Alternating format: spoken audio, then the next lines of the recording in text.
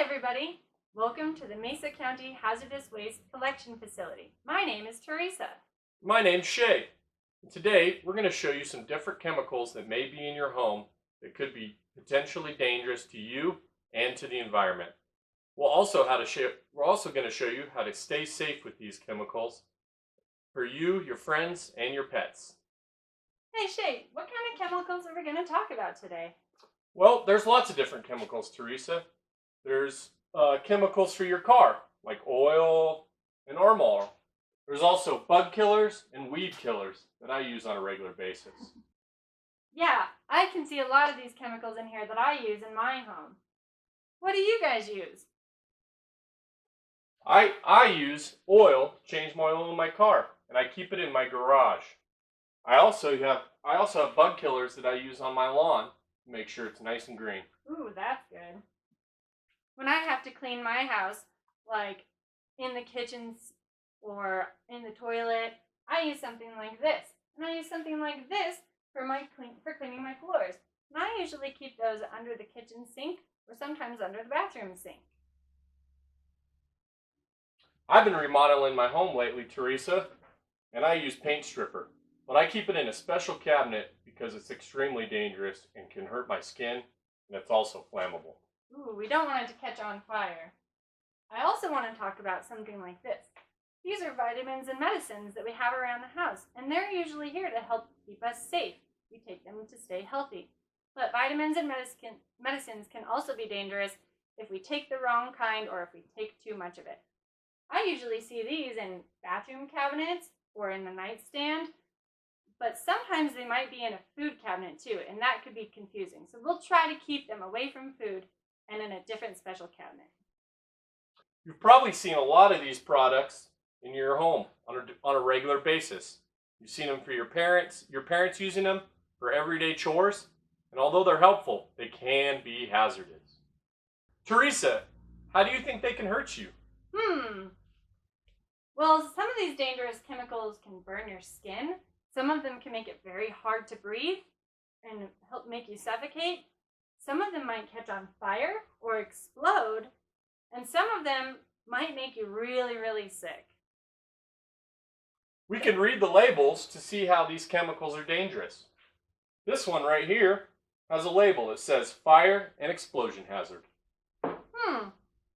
This one here says, do not drink, do not mix with other chemicals because it could make a poisonous gas. This one here says it could burn your skin, and it even has a sticker that says it could burn your skin on it too. Shay, what happens if I see a container like this that doesn't have a label on it? That's a really good question. Sometimes it's hard to tell the difference between everyday items or food items and our chemicals. Example, one of these cups is water. The other one is a paint thinner that can be very dangerous. Can you tell the difference? I can't. Whoa, that could catch on fire, and that is something that we drink every day. That's really hard to tell. Exactly. Another example we have here is some creamer that we put in our coffee, and one is used for our pool. I can't tell the difference, but I know one's very, very dangerous. Whoa, I would have guessed the other way around. This is something I put in my coffee in the morning, and this is something that we use in our swimming pool. That's pretty hard to tell. What about this one? They look like Kool-Aid to me. I wonder if one of them happens to be a chemical or not. Whoa, sure enough, this one is a cleaner, and this one is juice. I'm really glad that I didn't just try them out, because I could have gotten hurt if I would have drank this. Teresa, what should we do if we find something that's unlabeled or we don't know if it's a chemical or not? Oh man, we better be very careful. It's best that we don't touch it, leave it alone, and go get an adult to help us. There are different symbols on a lot of chemicals that can help us understand how they might hurt us or the environment. This one says gas under pressure. If you see that sticker, it means that it could explode and cause a fire. This one says it's dangerous to the environment. If you see that sticker, it means that it could hurt animals and plants. What do you think this one means? It says that it's explosive. That's because it explodes. This sticker is a little bit confusing. It says it's corrosive, and that's a big word. But that means it could burn your skin, or even burn a hole through metal. This one looks like we should be really excited to use it, but it is harmful and irritating. It could make us itch, so we need to be careful if we see that sticker. This one over here is called an oxidizer. That means it could cause a fire. This one over here says it's a health hazard, which could give us a long-term illness and make us sick. This one here is a biohazard, which means that it has blood or other bacteria or viruses in it. It could also make us sick. And this one over here looks like it's a pirate sign, but in reality, it means death. Sick and die. And this one over here is pretty easy. I think we all know that flammable means that it could cause a fire. We talked about a lot of chemicals today, Teresa, but there's some other things that we have in our houses that are also hazardous, such as electronics. They contain heavy metals and they could be very bad for the environment. You should bring them to the hazardous waste collection facility. We also have batteries. We don't want to throw these batteries away because they can also start a fire in your trash can. We have light bulbs, such as this CFL bulb. They contain small amounts of mercury vapor, but when broken, they can be dangerous to you, so you want to bring them to us. We also, every day when we go camping, we have these. We use them. It's propane fuel.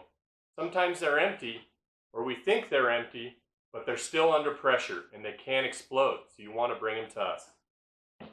We also have fire extinguishers, which are helpful for fires, but they're also under pressure and can explode, so we want to be safe and get rid of them in the right way.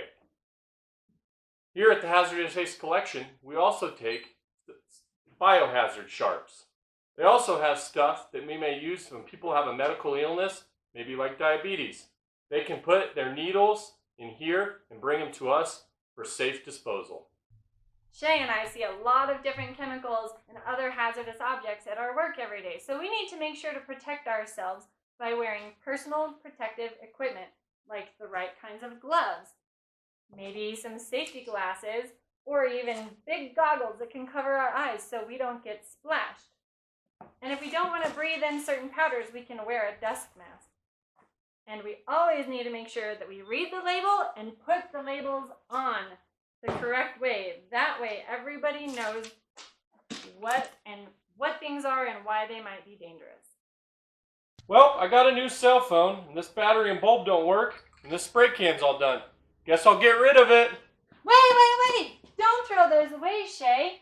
These items still contain ingredients that might be harmful to the environment, and they could cause problems for people that work at the landfill. They're still dangerous. Hey, I just got done working on all my projects, and I don't need the rest of this, so I'm going to go ahead and get rid of them down the sink. Whoa, Teresa, stop. You don't want to pour those down the sink. That water ends up in the river, and it can end up hurting plants and animals down the river and our environment. We want to bring them to the Hazardous Waste Collection Facility. All right. Thanks for joining us today at the Mesa County Hazardous Waste Collection Facility. We learned about all kinds of chemicals that we use in our home that could be dangerous and how to keep ourselves safe from them. Remember that we do not want to eat or drink them, touch or play with them, mix dangerous chemicals together, or put them in the drain or in our trash can. Remember, guys, we do always want to read the labels, keep away from food, and get an adult if you have a spill or you just don't know what's going on with the chemicals. And remember to bring it here to the Mesa County Hazardous Waste Collection Facility. All right.